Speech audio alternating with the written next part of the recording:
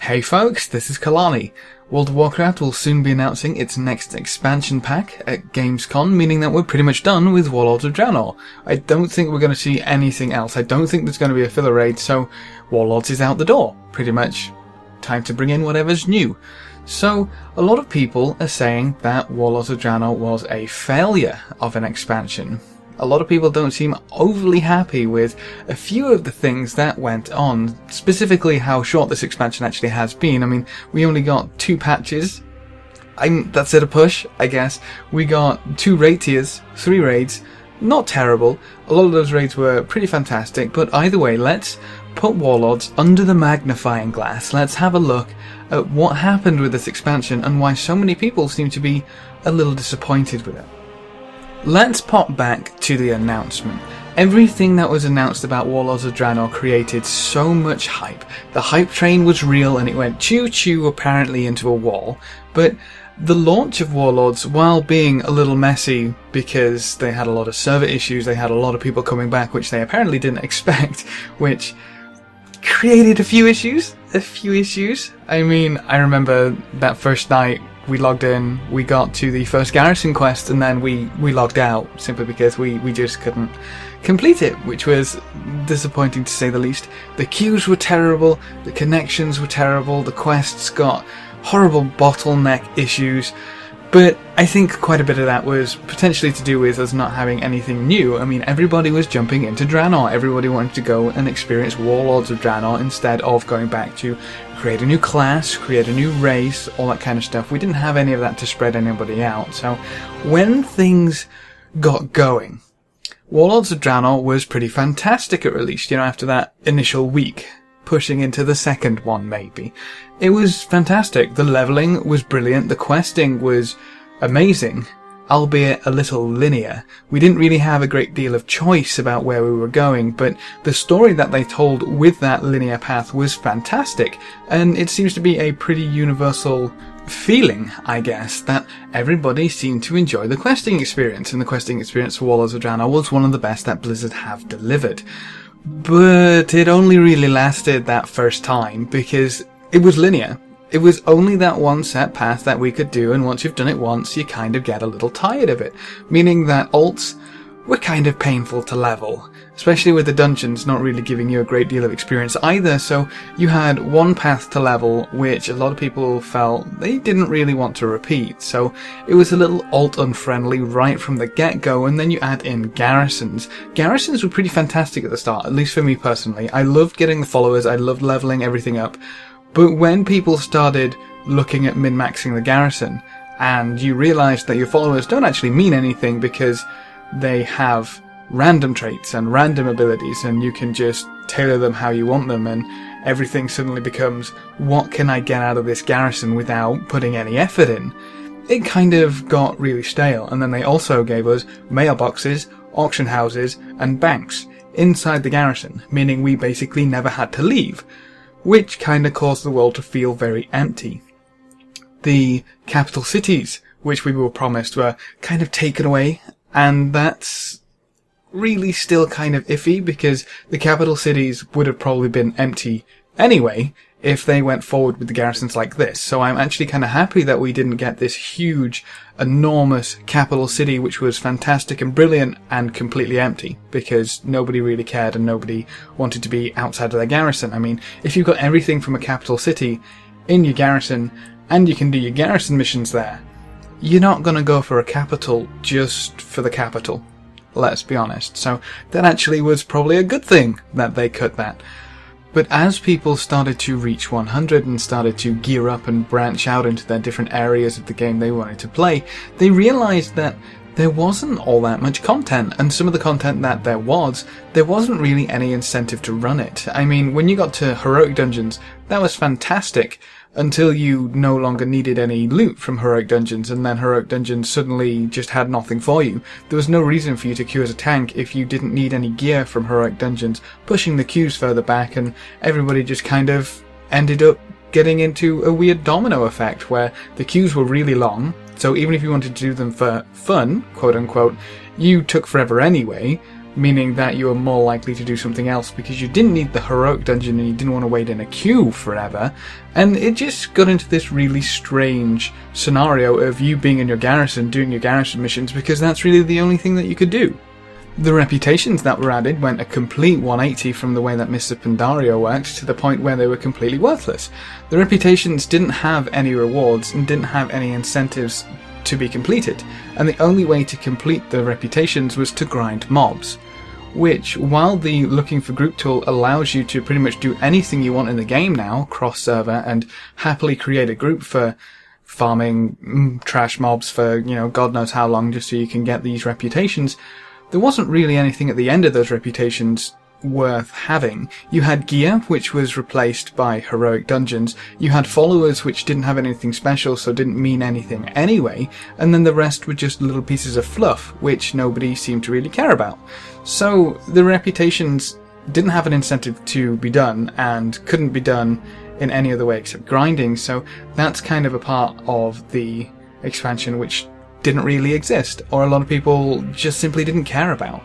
They had the exact same issue with the Apex's crystal vendors, because Apex's crystals were the new currency, which kind of replaced valor and justice points, but you didn't get them from heroic dungeons, but you still bought gear with them, which you could upgrade into better gear by getting more Apex's crystals, which are really difficult and annoying and time-consuming to collect, but the gear that it rewarded wasn't really worth it anyway. The first stages were heroic dungeon gear, and then you could upgrade them to the current item level of your raids. And you could get better gear in the raids anyway, especially if the Apex's crystal gear was poorly itemized for you, meaning that the Apex's crystal vendors were very rarely used. And I don't fully understand why they would get rid of justice points and valor points just to reintroduce a currency which works the exact same way, except you don't get it from heroic dungeons. If you put Apex's crystals on the bosses of heroic dungeons, you may have had more people doing heroic dungeons and more people using the Apex's crystal vendors, because you can actually get a decent amount of Apex's crystals without having to do a daily every day for God knows how long. So, but then again, let's be honest, that's just justice points.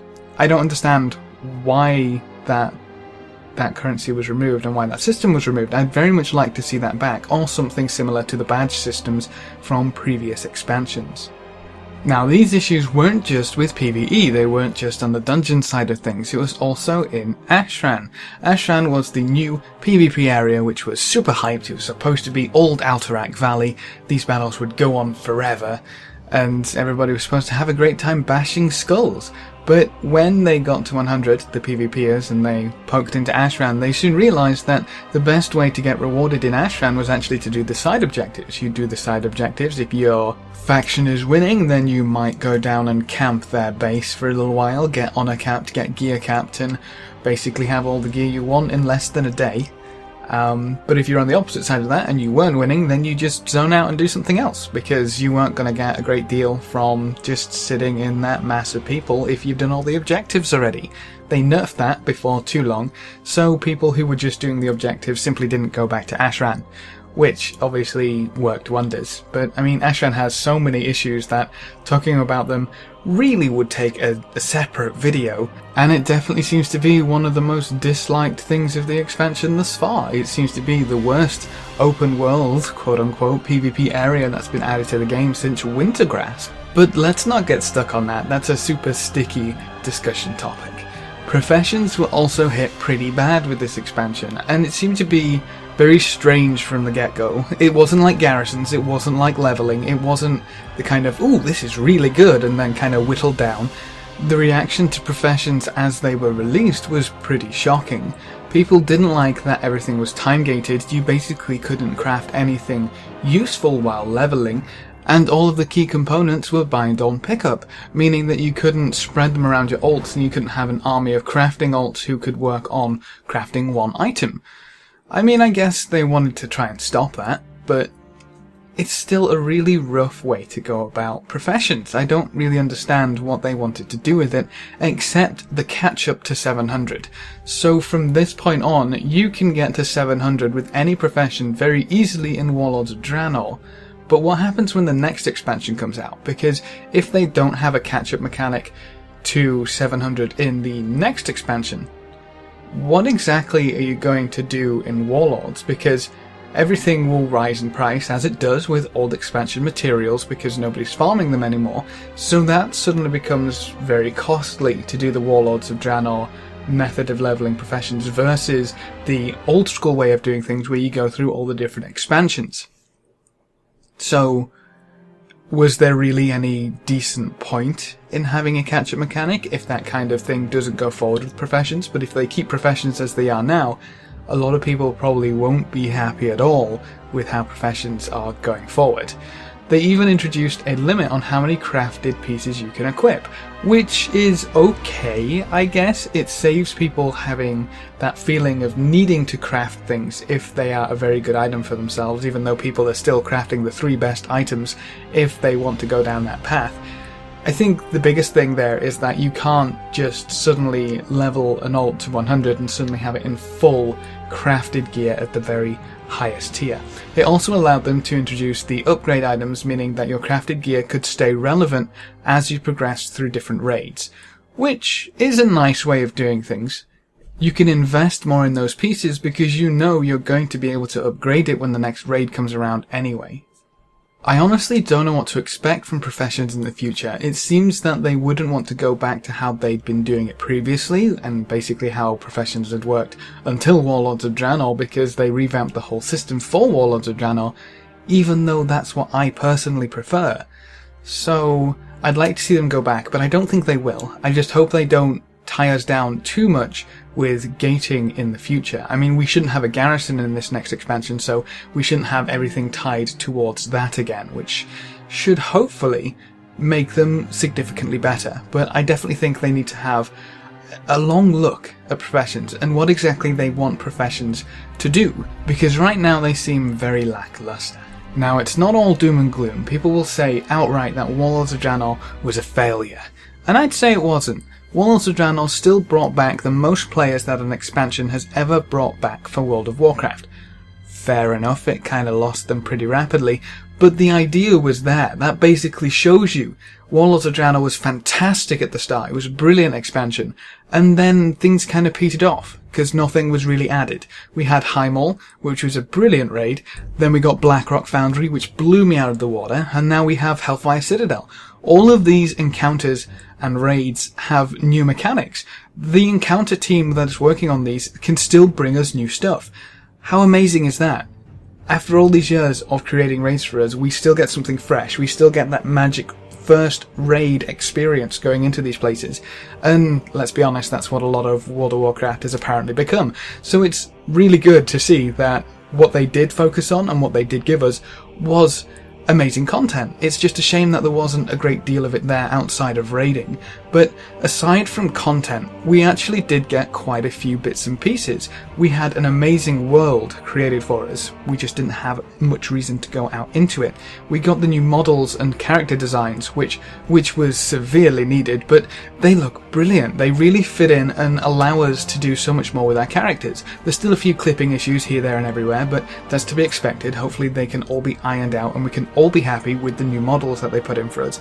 That alone would have taken a huge amount of time, but we also got a lot of quality of life changes and system changes. So we got these weekend events, which people seem to be eating up. You know, oh, there's a bonus event this week. What is it? Oh, it's pet battles. I haven't done pet battles, but they can level really quickly this weekend, so maybe I'll give it a shot.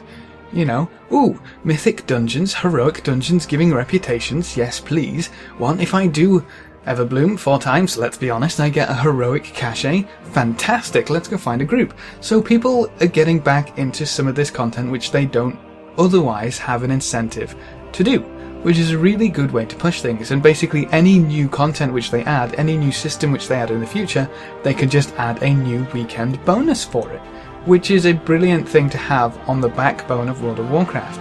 Then you also have the new Mythic dungeon difficulty, which in the future could add more interesting things than it could this expansion, because it was kind of added onto the dungeon. So in the future, Mythic could mean more mechanics, more difficult mechanics, more one-shot mechanics, you need to watch otherwise things are going to go wrong mechanics. You could do so much more with that. So it seems as though for quite a few of these systems, Warlords was almost a testing ground, and now that they're implemented into the game, they can be used to create so much more content later on in future expansions. But it seems as though Warlords of Draenor got off to a brilliant start. It brought back a ridiculous amount of players, which didn't necessarily help the servers. But either way, it proves that Warlords of Draenor was a success, at least at the beginning. I feel Blizzard should have gone with it a bit more, but it seems they already had their own plan of cutting this expansion somewhat short, potentially, and then working on a new one and pushing that as quickly as possible, because they did say they want an expansion per year. So we'll have to see how that works out for them. If they have a brilliant expansion which they let peter off, and then another brilliant expansion to peter off, and then another brilliant expansion, if they do that year in, year out, it could work for them, but they're going to have a lot of players disappointed, just like we're disappointed right now with the end of Warlords of Draenor. So success at the start, and then there's just nothing added there, so kind of petered off to a failure towards the end. That's my little analysis with my rather poor magnifying glass. But what's your opinion? Leave me that down in the comment section below. We can have a nice natter down there.